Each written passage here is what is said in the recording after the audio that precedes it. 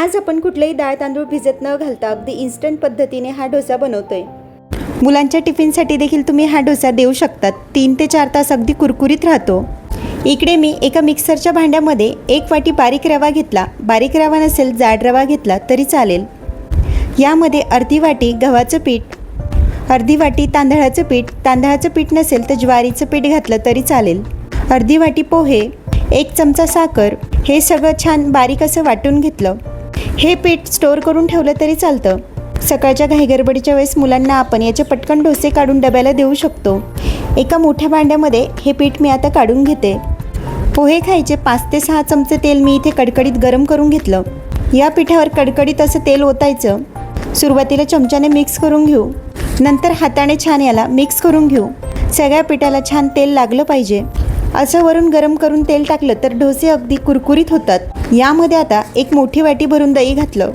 सुरुवातीला मी यामध्ये 1 वाटी पाणी घालते। चवीनुसार मीठ, हे आपण छान मिक्स करून घेऊ। इथे आपल्याला पाणी जसं लागेल तसं आपण टाकू, एकदम नाही टाकायचं नाही तर पीठ खूप पातळ होतं। पुन्हा मी यामध्ये 1.5 वाटी पाणी घातलं। जवळपास इथे 2.5 वाटी पाणी मला लागलं। बॅटर खूप पातळही नाही खूप घट्टही नाही, असंच ठेवायचं। आता याला झाकून 5 मिनिटांसाठी साईडला ठेवू। इथे आपण तिळाची ग्रीन चटणी बनवतोय, त्यासाठी मी 1 वाटी तीळ घेतली। त्यामध्ये 1 चमचा जिरे, 5-6 लसणाच्या पाकळ्या, 4 हिरव्या मिरच्या, थोडीशी कोथिंबीर, चवीनुसार मीठ घालायचं। तीळ मी अगदी मिनिटभरासाठी थोडीशी भाजून घेतलेली आहे। यामध्ये आता 1 वाटी पाणी घालते। याला मिक्सरला छान आता बारीक वाटून घेऊ। नेहमीच आपण नारळाची चटणी खातो, मात्र ही तिळाची चटणी अगदी छान लागते। ही चटणी अशीच खाल्ली तरी चालते, मात्र मी यावर थोडासा तडका देते। तुम्हाला जर चटणी खूपच घट्ट वाटत असेल तर वरून थोडं पाणी घातलं तरी चालेल। तडका पॅनमध्ये 1 चमचा तेल गरम केलं, त्यामध्ये थोडीशी मोहरी, थोडासा कढीपत्ता, ही फोडणी आता या चटणीवर घालू। फोडणी टाकल्यानंतर चटणीमध्ये छान मिक्स करून घेऊ। खमंग अशी आपली तिळाची ग्रीन चटणी तयार आहे। मी इथे चटणी थोडीशी घट्टसरच ठेवली। आता इकडे आपलं बॅटर देखील 10 मिनिटांसाठी बाजूला ठेवलेलं होतं। यामध्ये आता थोडासा खायचा सोडा घालायचा। वरून थोडंसं पाणी घालते, अगदी 2-4 थेंब, म्हणजे सोडा छान ॲक्टिवेट होतो आणि डोश्याला जाळी देखील खूप छान पडते। इकडे मी तवा अगदी कडकडीत असा गरम करून घेतला। याला आता थोडंसं तेल लावून घेऊ।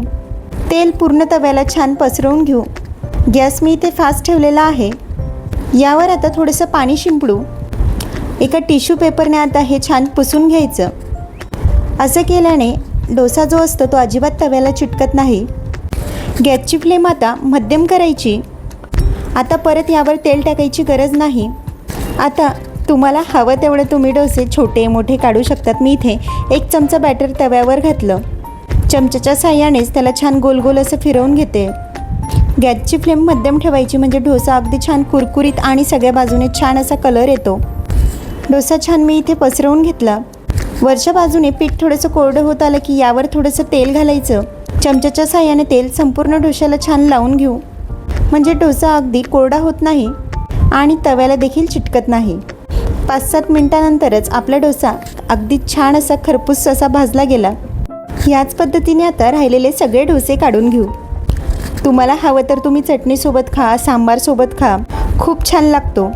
बनवायला एकदम सोपा, अगदी कमी वेळेमध्ये होणारा आणि एकदमच कुरकुरीत असा आपला डोसा बनवून तयार आहे। तिळाच्या चटणीसोबत लगेचच हा डोसा खायला घेऊ। तुम्ही देखील अशी चटणी आणि डोसा करून पहा। कसा झाला ते कमेंटमध्ये मला नक्की कळवा। पुन्हा भेटूया अशाच एका नवीन रेसिपीसोबत।